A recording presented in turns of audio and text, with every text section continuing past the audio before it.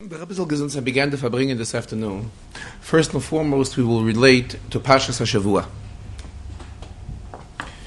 As the famous expression goes, "Am darf leben mit der Zeit," to live with the time, which as it is interpreted, it means with Parshas HaShavua.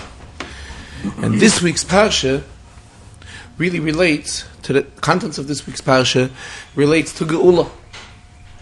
Because the Chazarah talks about V'yikhu li Terumah, and v'osu lemikdash v'shachanti b'seichem, and all other inyanim that transpired in the Mishkan, which all of these inyanim are such matters which we are waiting for, that when Mashiach will come and we will have the third Beis HaMikdash, we will again be able to practice all of these inyanim as it was in the Mishkan.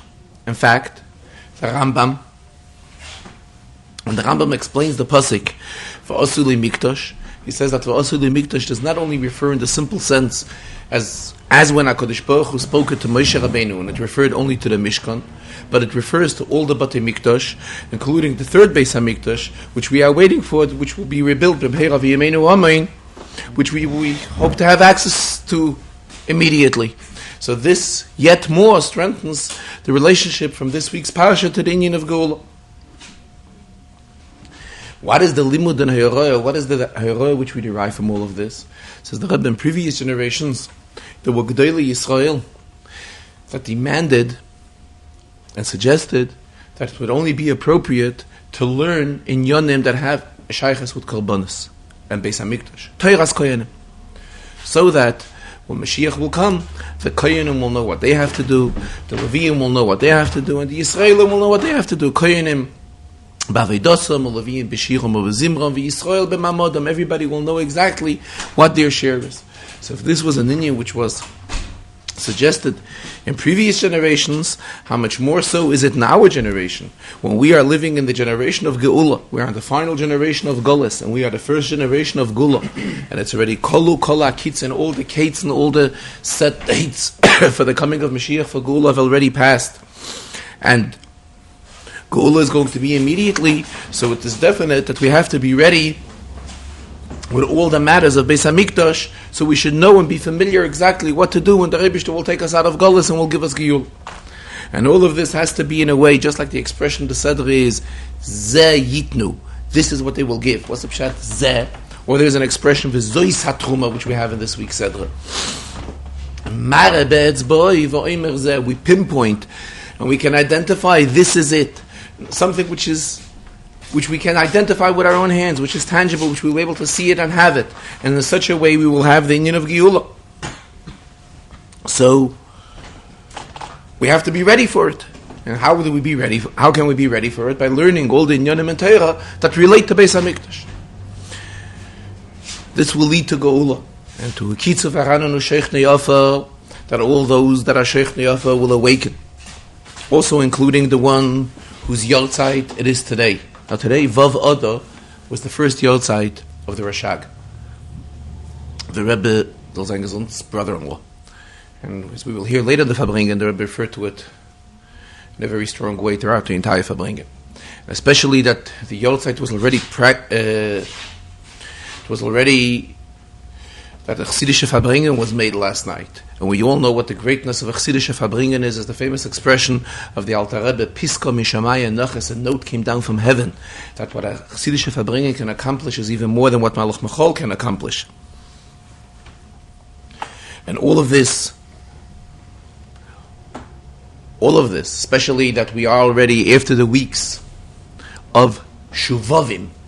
Now Shuvavim is an abbreviation, Shmois Va'era Boy B'Shalach Yisroy Mishpatim.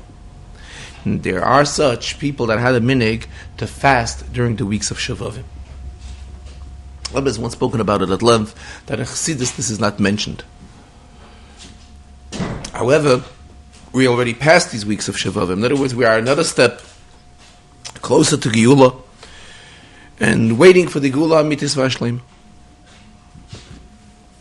Then the Rebbe continued,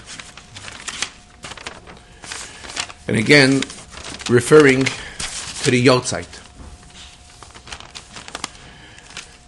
It's Parshas Terumah, and it's the Yortzeit, and it is the first Yortzeit.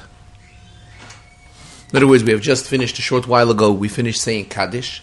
The inyan of Kaddish is also something which leads to an elevation for the neshama, not only for the one whom Kaddish is said after, but also those living ones.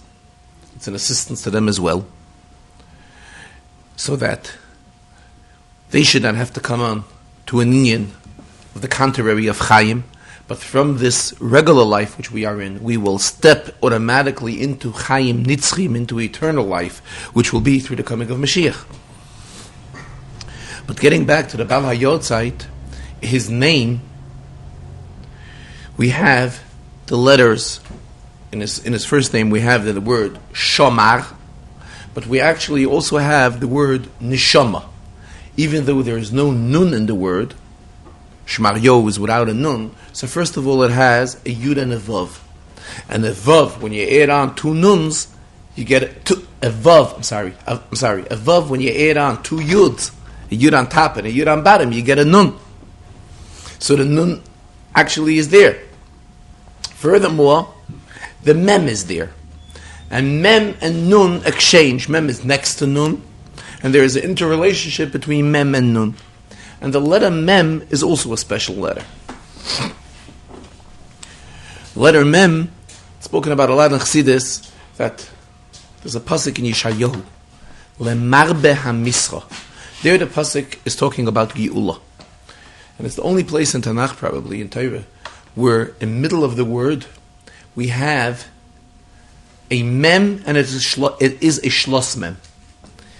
A mem comes at in the middle of the word. We always have a regular mem. At the end of the word, we have a shlos mem.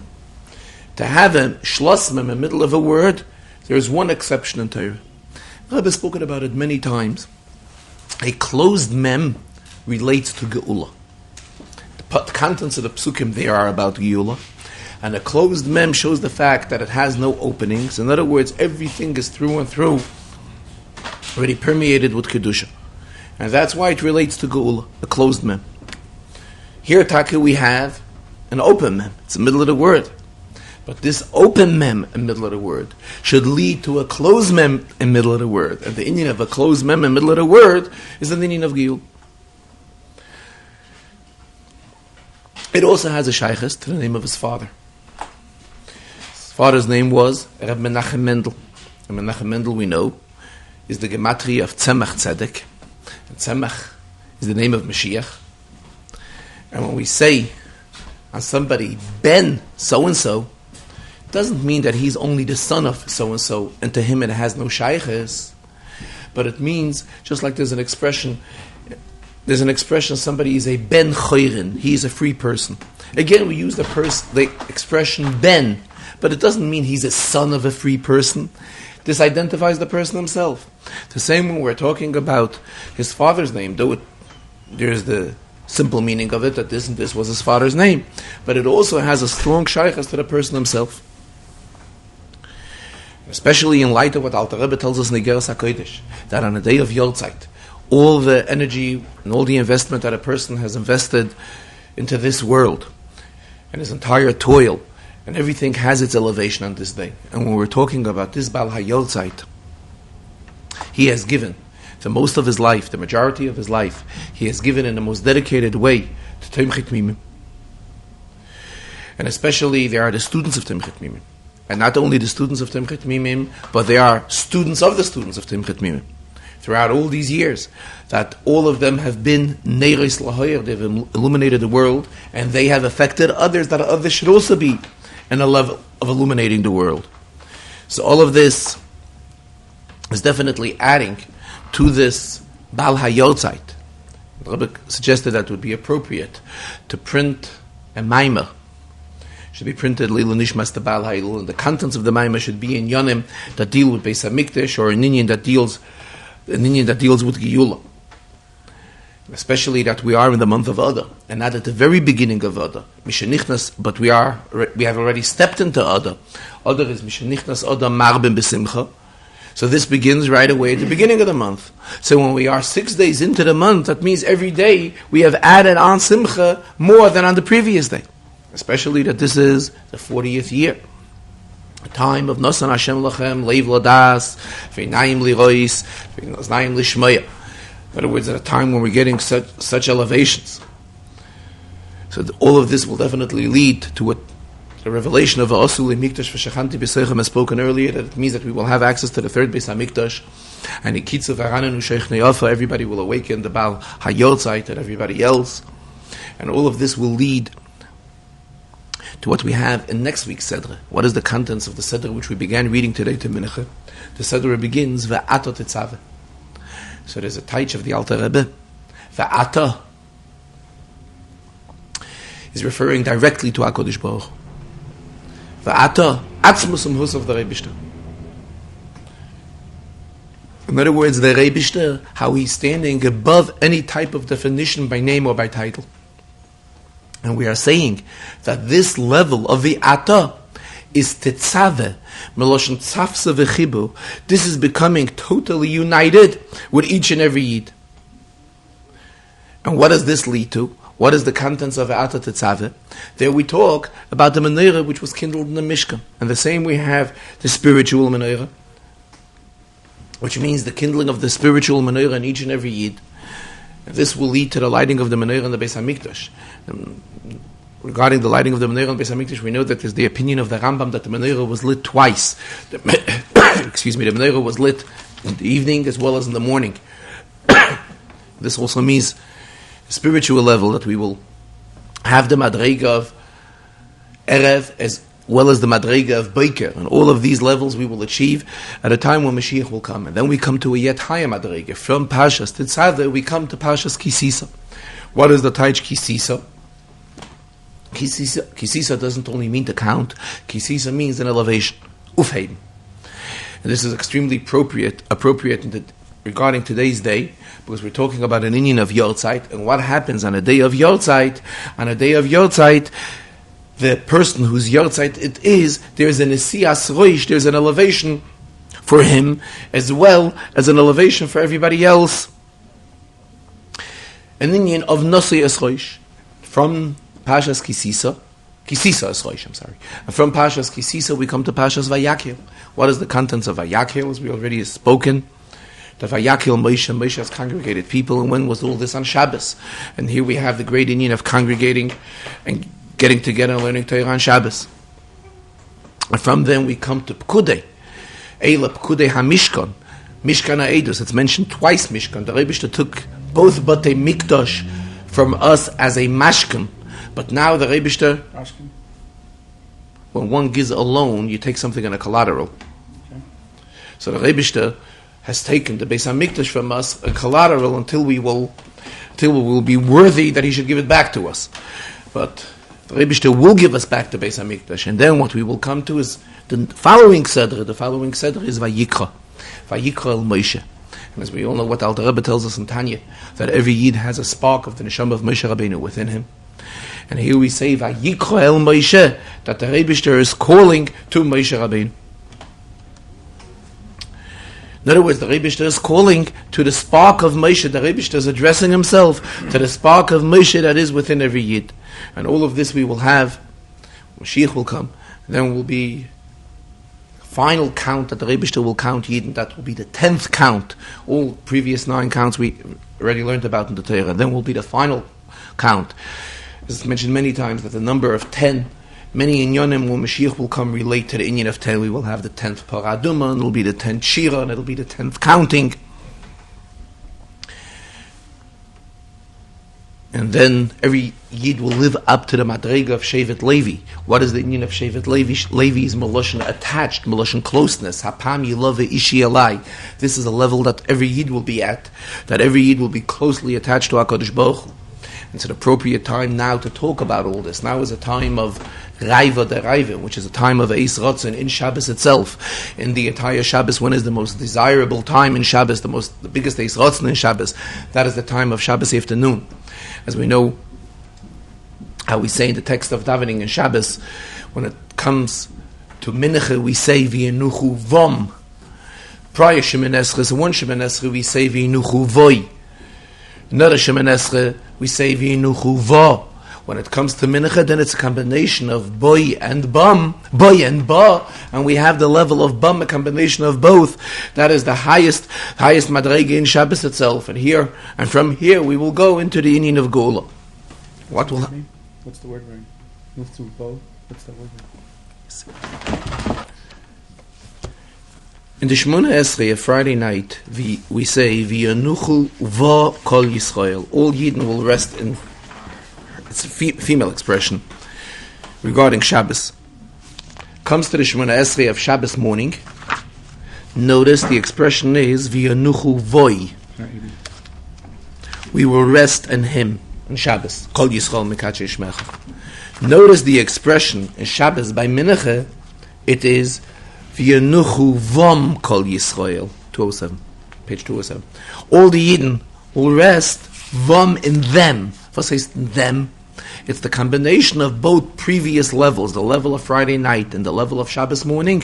Comes to Shabbos Mincha, we have a combination of both of these levels, and this is the time of Raiva de Raiven. And from here we will... Raiva de Raiven is an Aramaic expression, and Raiva means Rotzoin. The time of Mincha Shabbos is called an Eis Rotzoin. It is a suitable time. Notice we say in davening of Mincha, before we begin Berich Shmei, we say V'anis Filosi L'cho Hashem Eis Rotzoin. When do we say this? Shabbos by Mincha. Shabbos by Mincha is called an Eis Rotzoin. It is an Eis Rotzoin. And in Aramaic, Rotzoin means Raiva. So we say, in Zohar it is mentioned that the time of Shabbos, the period of Shabbos afternoon, is called Raiva de Raiven. It's the most desirable, most suitable time, most suitable Eis Rotzoin.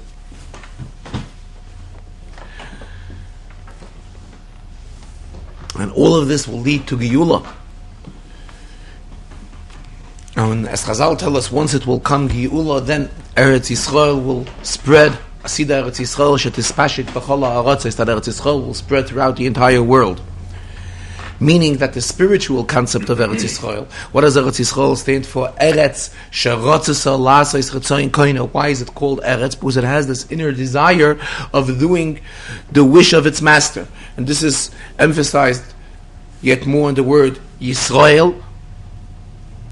Yisrael, as Chassidus explains the inyan of Li Roish, that first and foremost is the inyan of doing the wish of HaKadosh Baruch Hu. Chutz la'aretz means outside of this realm of doing the wish of its master. And here we say, when Mashiach will come, the entire world will become Eretz Yisrael, meaning that in the entire world it will be felt this inner desire to fulfill the wish of its master. And here again the Rebbe referred to the fact that the Baal HaYortzeit stood at the head of Tomchei Mimim, particularly Tomchei Mimim here in the United States, the main yeshiva, the central yeshiva of Tomchei Mimim, which is here in this Chatzi Kadar HaTachton, as the United States is referred to, and out of here he put up so many Talmidim who are all illuminating the world. They too have influenced others, that these others already are in a position of illuminating the world, and all of this is from the institution which the Baal HaYilula stood at the head of. And Rebbe brought in the expression which we say in Toimech Tmimim Hoshiyana, talking regarding to Tomchei Mimim. So there's an expression which we say in Hakafes, Toimech Tmimim Hoshiyana. Then the Rebbe continued that this inyan of Yortzeit, whatever we discussed until now, this is applicable regarding any day of the week the Yortzeit should fall out. How much more so is it when a Yortzeit comes out on a Shabbos?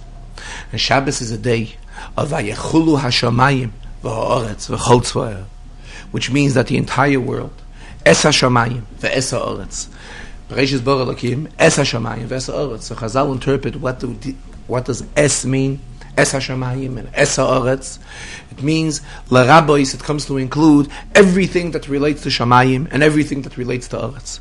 And now we say when it comes Shabbos, Vayechulu Hashamayim v'aretz, so it's also including not Shamayim, Aretz, and everything else that relates to it.